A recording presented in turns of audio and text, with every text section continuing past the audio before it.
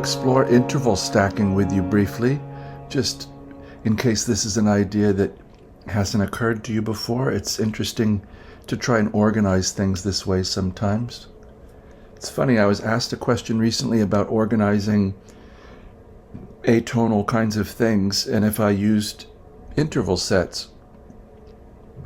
And I always did it intuitively until I was asked that question, and so now I've been investigating ways of using interval sets. It's interesting how these things develop. So let's take a tenth first. If you've not yet subscribed, please do. It's something I ask every video, but I do have an awful lot of viewers that aren't subscribed, I see, so I'd appreciate it if you would, if you're enjoying the content. Like, share, and leave a comment. It's always good to hear from you. If you'd like to leave a tip for me, my PayPal information is always there in the description below. So let's do tenths, maybe.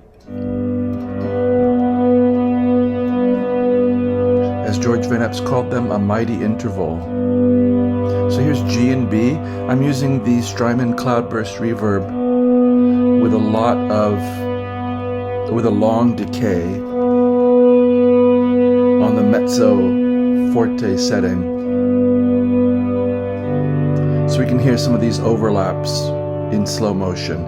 So here's G and B, 3 and 4, 6th string, 4th string. I'm stacking D and F sharp, a tenth from the standpoint of D, 5 and 7. So altogether this ends up sounding like G major 7, and it is G major 7, but I've arrived at it through stacking, in just thinking of interval stacks. So if I played G10, major 10th, G and B, and D minor 10th, I get G7.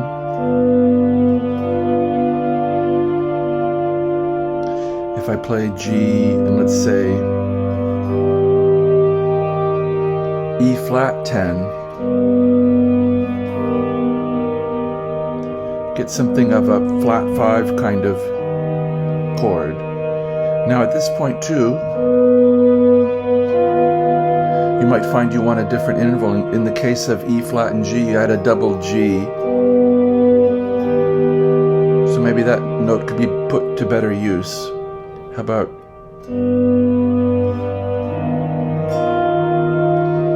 E flat and F? So I have a flat 5 and a flat 7 as it relates to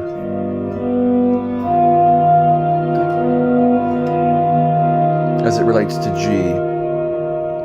How about A minor 10th?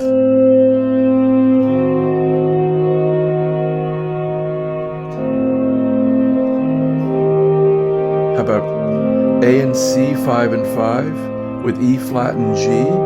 This makes A minor 7 flat 5 happen, but I've arrived at it again through A and C, and then 6th and 8th frets, E flat and G. The sum total is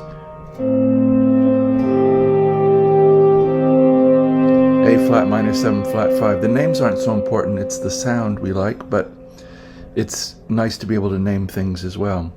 How about A minor with an E 10th? So a minor 10th, and then a 10th from E major. So this is 5 and 5, 7 and 9. It sounds like A minor 7, A minor major 7.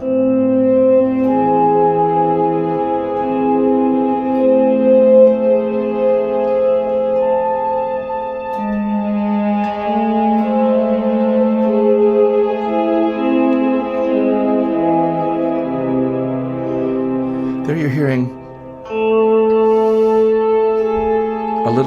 one of the special things about the Strymon Cloudburst is that depending on where you play, where you pick, even your pickup,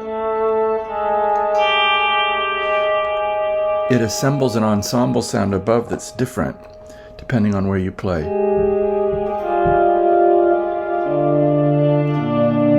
I haven't used it much in this mode of really long decay because I'm honing in on something else, but if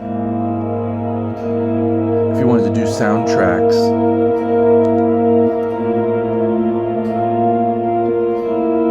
or at least get in the mood to do a soundtrack. So here I have a 13th. From this standpoint, a minor 10th, a diminished 5th between B flat and E, but I could also see it as a 13th and a minor 10th. How about flat 13?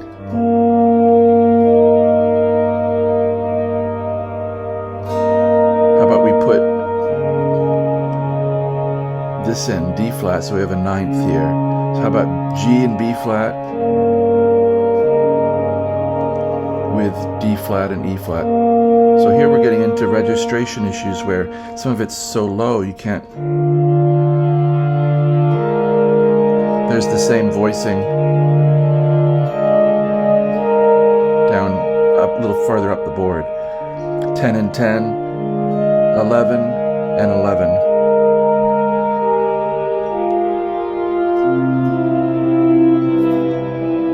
I'm just thinking tenths of different sizes.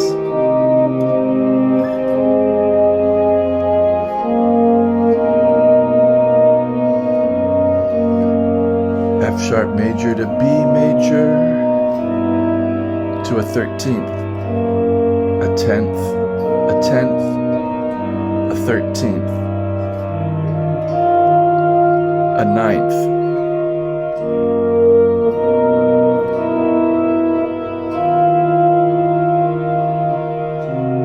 About a diminished 5th up an octave, a sharp 11 or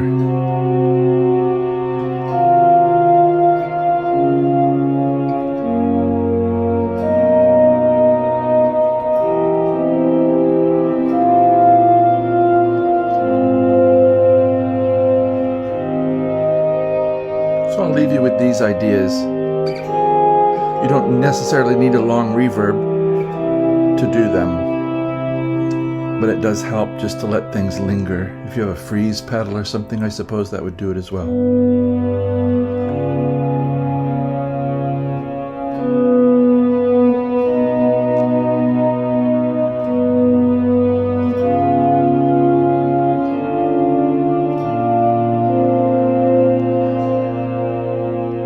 Maybe there's something here that is of interest to you. I sure hope so. That's what my channel's for. And as always, I wish you a very good day.